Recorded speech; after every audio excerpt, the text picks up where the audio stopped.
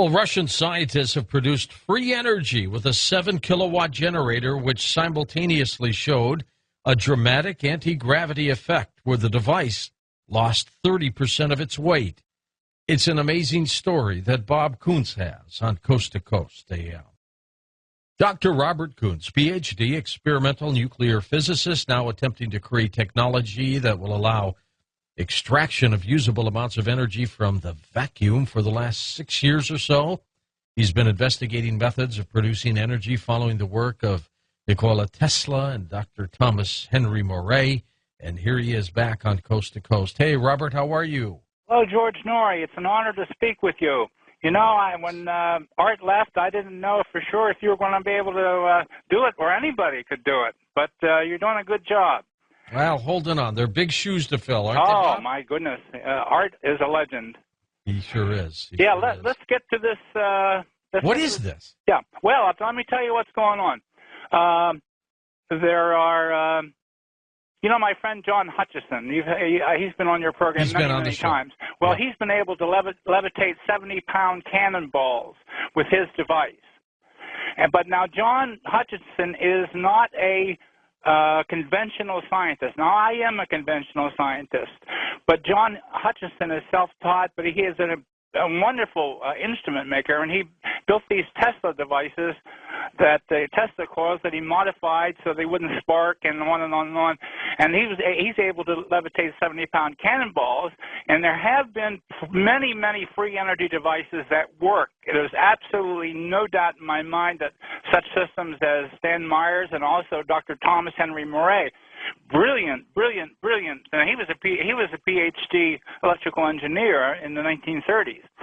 But now, as far as I know, when it comes to a well-credentialed conventional scientist at a good top-name institution, the Russian Academy of Sciences in Moscow, okay, doing experiments in a conventional way and reporting them with a conventional paper. Now, I'm not talking about an internet site or something, right? I'm talking about well-established journals.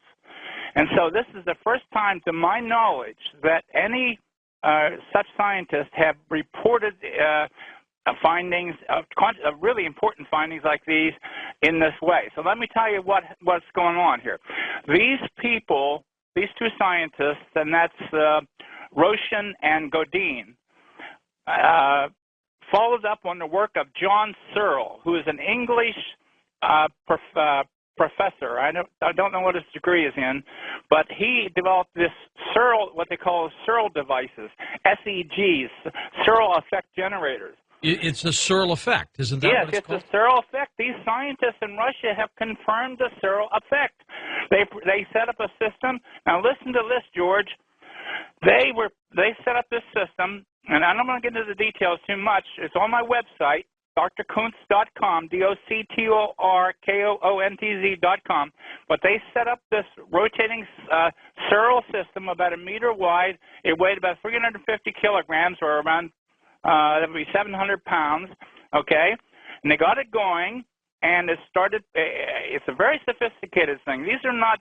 These are very sophisticated pieces of apparatus that must be designed exactly right. So it's. But after the long story made short, when this thing started operating, first you have to pump it. You have to get it going, just like you have to start your car with your key and the battery. But they got it going, and it went into a self-sustaining mode where it produced 7,000 watts of power, while simultaneously losing 30% of its weight. Now, that's not a small amount of weight. When this thing weighs 350 kilograms or 700 pounds, 30% of that's what, 200 pounds? That's huge. It's huge. This is a tremendous report. Now, again, men like John Hutchison and, of course, Searl before this confirms the Searl effect. So before this, it establishes anti-gravity. Now, I've already known that anti-gravity exists for many, many reasons. Even though many of my physics colleagues are colleagues, yes, not colleagues, but fellow physicists don't understand this, but anti-gravity is a reality because for many reasons, and mostly experimental, but also theoretical. So this is extraordinary. These Russian scientists now. I was blown away. Now, a very important American scientist brought this to my attention. I don't want to mention his name because, well, there are many reasons, but he's a very important fellow. He brought this to my attention, and at first I just thought, well, it's another paper, and oh, goodness, I'm going to have trouble reading this. But as soon as I saw what they were doing, I was consumed by it. This is extraordinary. Now, that's not the only thing. There are bands of magnetic walls that exist around this device. And they occurred every 60 centimeters, which is a well-known wavelength for me because that's the wavelength of 6 kilohertz phonons in copper.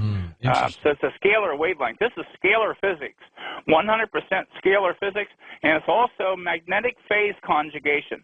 Years and years ago, Philip Corso told us that these saucers operate with magnetic phase conjugation or magnetic cancellation. You know what I'm saying, George? If you put, say, a North Pole against the North Pole, it repels, right? Yeah, that repels. Now, what happens to the field energy? Many conventional physicists would say, well, it's just rearrangement of the atoms and molecules. But that's not always the case.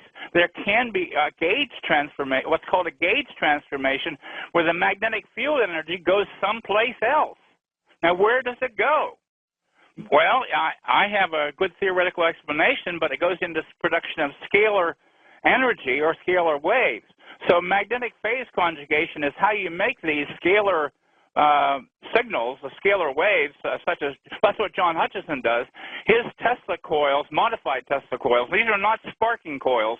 They don't spark, but he modified them so and put several of them 1 million volt Tesla coils, one against the other in a parallel operation, and he cancels the electromagnetic fields and produces scalar waves, and that produces the anti-gravitic effect. So anti-gravity, and again, Colonel Philip Corso was telling this many, many years ago, and there's another report I have from a person who had an encounter supposedly with extraterrestrials, and they also said it's electromagnetic phase conjugation. Do you think the Egyptians knew this also, Bob, and hence they made the pyramids this way? Well, that's possible. And, I don't know about that, but I do know about Lee Scallion. I've studied that. That system, I understand. He's also making scalar waves.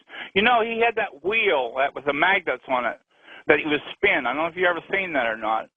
But basically, he was making scalar waves. Now, what is not known is that he had coils that he would put on next to that spinning magnet system, and they were resonantly tuned to scalar frequencies, and it would pick up this magnetic energy. Oh, by the way, a guy named, I don't want to give his name on the air, but that is approval, but a young fella at Purdue University replicated something that Lee Scallion claimed.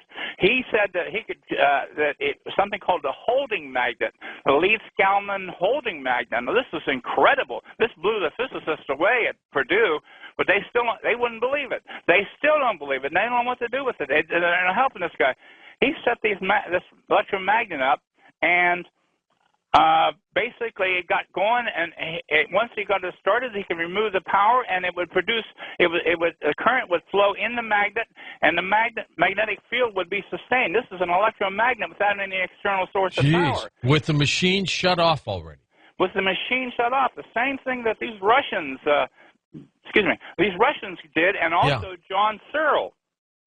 Well, in Lee Scallion... one more thing. All right, go ahead. This Russian experiment, their device ran cold. Now, that's characteristic of scalar devices, free energy devices. Not all of them, but most of the really good ones.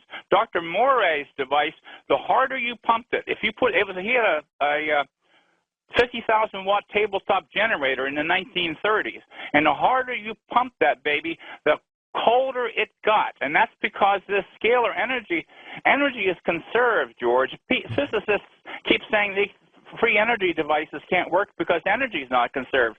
But you can make all the positive energy you want, George, if you make an equal